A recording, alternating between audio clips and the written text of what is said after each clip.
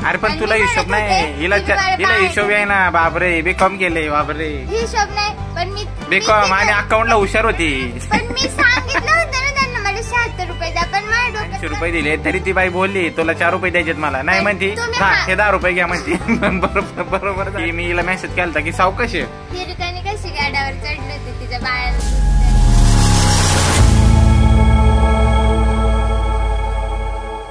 Good morning, शुभ सकाळ.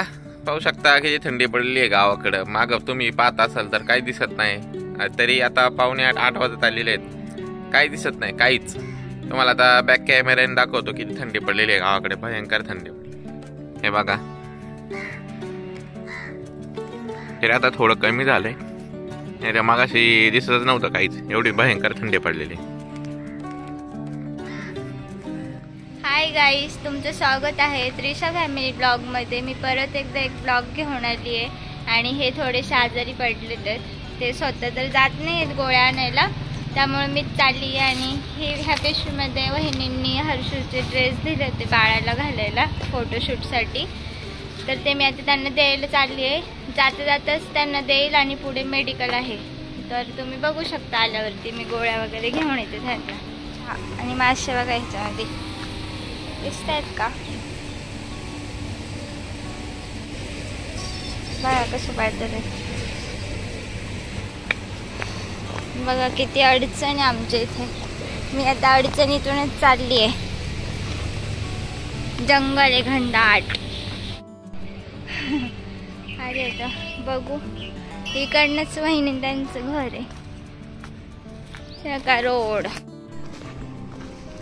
बघा, ती बिल्डिंग दिसते का, स्किन कलर टाईप थोडीशी. तिथे हर्षू फॅमिली ब्लॉग म्हणजे आमच्या वहिनी राहतात. पपई, अळूची पानं, फुलं सर्व आहे इथे.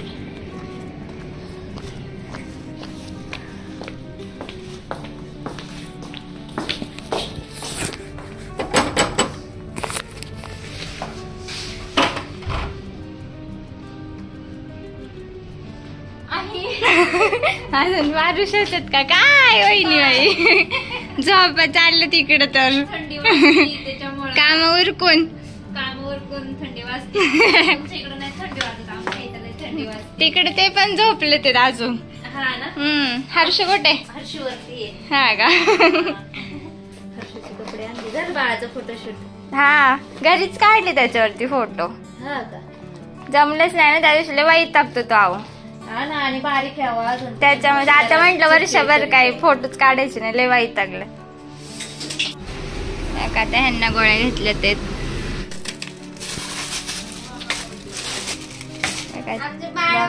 नाव ठेवलंय, त्याला गोंड्या बनायचे. मग त्याला म्हणून नाही दिलं मी, म्हणून आता गोंडुली नाव काढलंय. मला भीती वाटते, सावती तिला गोंडू बघा तिचं खेळ. ही आमची बहीण आहे बर का, काय रे गोंडुली. त्या जेवण करायला बाहेर आमच्या गोंडूला भूक लागली, दूध पिते. इकडे यायचं कारण ह्याच्या बाहेर जायचं असं. मस्त झाली भाजी बर का, चपाती मला इकडेच खायला भेटते. परत तर आम्हाला पाहिजे इकडे चिटकून पण टाकलं बाबाच्या घरात. ठेवलं होतं ना का झोळी अजून तशीच आहे. तुटन बेटन म्हणलं राहू दे नंतर. टेप पाडलेला ना पांढरा, तो टेप मारला. मग मी म्हणलं बाय बाय. मी चालली आता घरी, बाळ रडायला लागले. त्यांचा मेसेज आला होता, तोपर्यंत बसली ती वहिनींच्या तिथे. आणि हे बघ आता वासरू मारते की काय बाई. आम्ही आधी वडापाव न्यायला त्यांच्यासाठी 2 हातात फोन आणि एका हातात घोळ सगळा. बघा मॅडम मी काय केलंय, वडापाव आणायला सांगितले दोन्हीकडे. परत जाणार कधीच. तुला म्हणलं होतं मी सावकाश, कळालं ना. एवढे मेसेज केलेत मी, मेसेज पण दाखवतो तुम्हाला. मॅडमला म्हणलं सावकाश बघा. 2 वडापाव आणले, 80 रुपये आणायचे. त्या बाईने बरोबर 80 रुपये दिले. ती म्हणते नाहीत मला 10 रुपये तुम्ही घ्या. आणि परत तिला 70 रुपये दिलेत आणि 70 रुपये घेऊन घरी आले. 80 रुपये आणायचे. 10 रुपये दिले मी 70 आणले. आणि बघा. ती वरतून मग आता मला म्हणे 4 रुपये दे नाही, त्याच्यामुळे मी आता तिच्याकडं तिचे किती 4 रुपये देते. ही झाली मेंटल बाई. 4 रुपये देऊन येते, 10 रुपये घेऊन येते. बरोबर ना?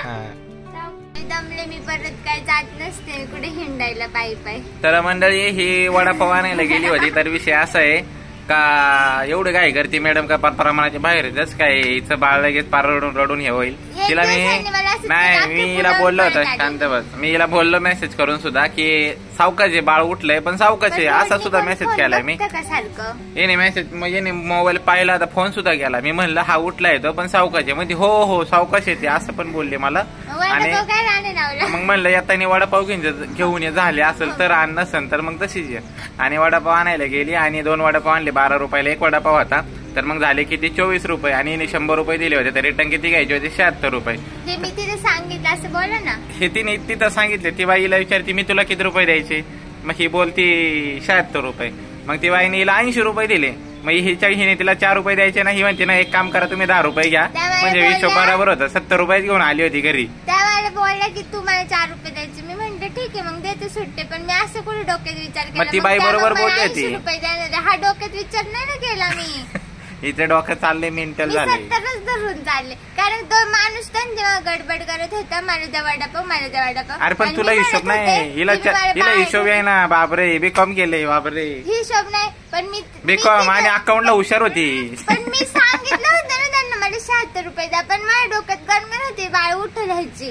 काय नाही असं काही नाही आहे. हिला हिशोब येत नाही. नाही परत आता गेली आणि परत 4 रुपये घेऊन आली. कुठे आणले ठेवले 10 रुपये आणले. 10 रुपये घरी आली. 4 रुपये घेऊन परत गेली आणि परत 4 रुपये घेऊन आली. म्हणजे यांच्याकडे सुट्टे नाहीत, आपले सुट्टे घेऊन चला. बापरे बघा तुमची राजश्री ताई.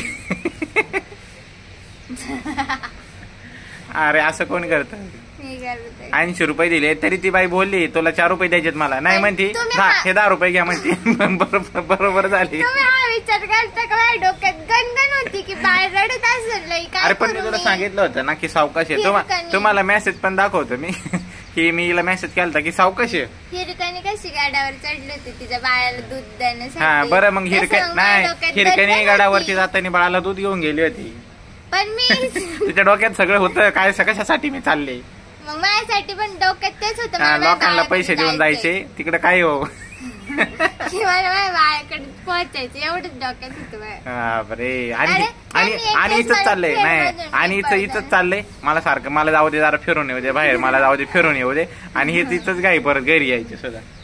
उद्यापर्यंत जायचंय बाजारात. उद्या सुद्धा असंच कर.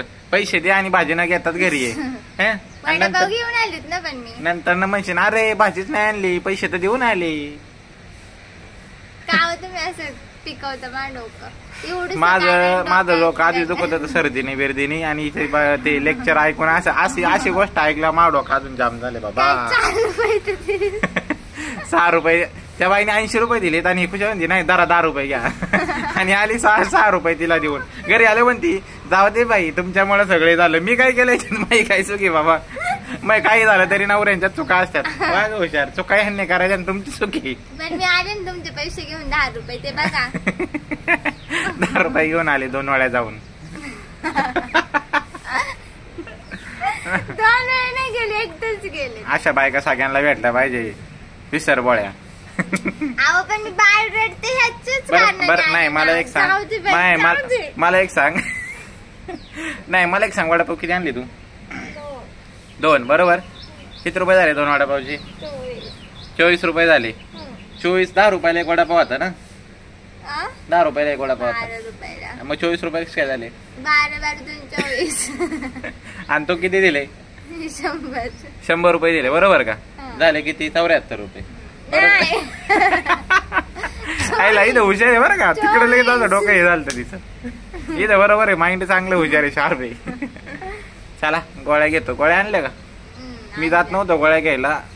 हिला नको म्हणत होते तरी हिली. चला मला फिरून पण यायची आणि तुमच्या गोळ्या पण घेऊन येते म्हणत होती. अहो ना त्यांना ऑर्डर आहे ना. मग आता आजारी पडतील उगाच दगदग होईल. काळजी घेते तशी लय गुणाची. आणि इथे गेले वावरात येत होते आपलाच वासरू होते ते. मी व्हिडिओ बघितला. कुठं बघितला मोबाईल मध्ये. मग आणि ते मोबाईल व्हिडिओ काढलेत काय सगळं जो जमीनच दाखवत चालले.